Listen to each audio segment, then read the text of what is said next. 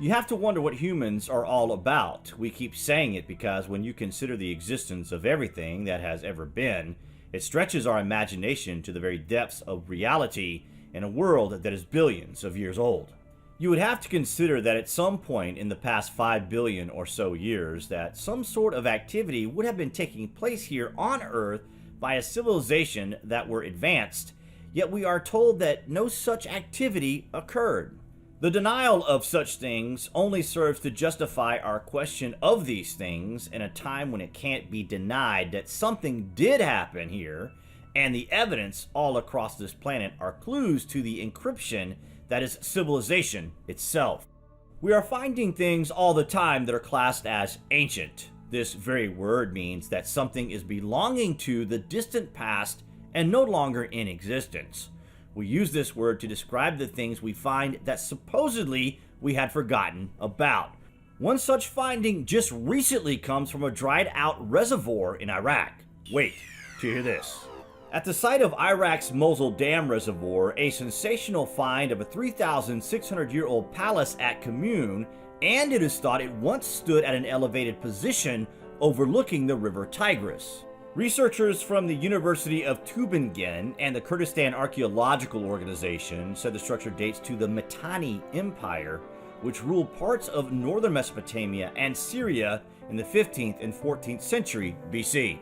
Some of the site's mud brick walls measure more than 6 feet thick and stand more than 6 feet tall. Rare traces of bright red and blue wall paintings have also been uncovered. Qumran is only the second site in the region where wall paintings of the Mitanni period have been discovered. 10 cuneiform tablets at the site could offer new information about the politics, economy, and history of the Mittani Empire, and possibly identify the site as the ancient city of Zekhaiku, mentioned in an ancient source dating to 1800 BC.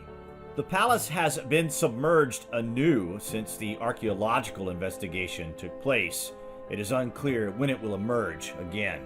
The emergence of understanding in this region is what we conclude today when we consider the cradle of civilization.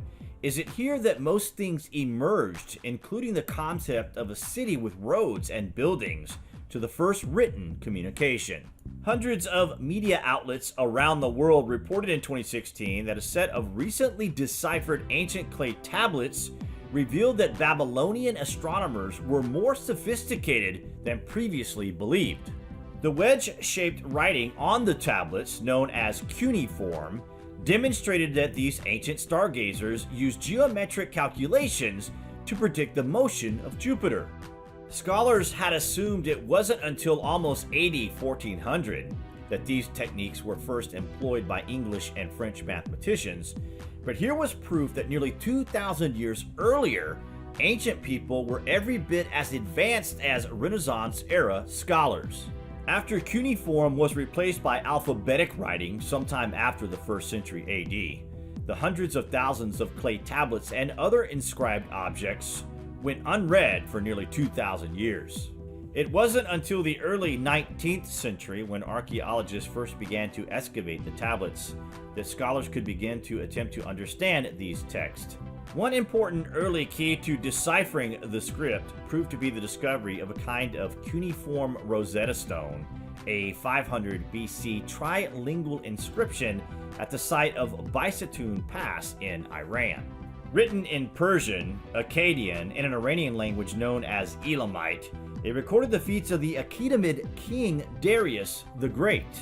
By deciphering repetitive words such as Darius and king in Persian, scholars were able to slowly piece together how cuneiform worked. Called Assyriologists, these specialists were eventually able to translate different languages written in cuneiform across many eras, though some early versions of the script remain undeciphered.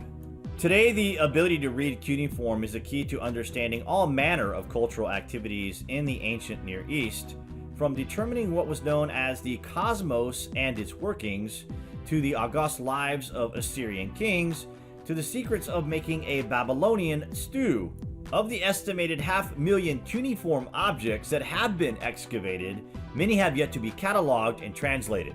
Many scholars have translated the word abyss to mean a deep body of water. Likewise, Assyriologists assume the Sumerian Abzu is the mythological deep body of fresh water, an underground water source. However, considering the ways in which both the abyss and Abzu are described in ancient texts and depicted on cylinder seals, it's highly unlikely that any such translation is completely revealing or entirely accurate. According to biblical texts, there's a hidden door to the abyss and a bottomless pit in the vicinity of the Euphrates River, a stargate of sorts. It's been there buried under the ruins of the ancient Mesopotamian city of Eridu for thousands of years. This abyss mentioned in the Bible is also referred to in Sumerian text as the Abzu and is associated with a Sumerian god known as Enki. This relief in the British Museum shows the Anunnaki king Ninurta in a gateway. He is very clearly using a finger to push something on the wall of the gate. Question is, what? Is he activating the portal? Just some food for thought, and we will be covering this topic in more detail in our next video, so watch out for that. Also, we would like to encourage you guys to subscribe to our backup channel, Light Up the Dark. There you will find dozens of other videos that does not appear here on Lost History, so head on over and check that out. And we'd also like to mention that we are on Patreon and BitChute, as well as being active on Twitter and Facebook. We will provide those additional links below. Your support is greatly appreciated. Comments below, guys, and as always, thank you for watching.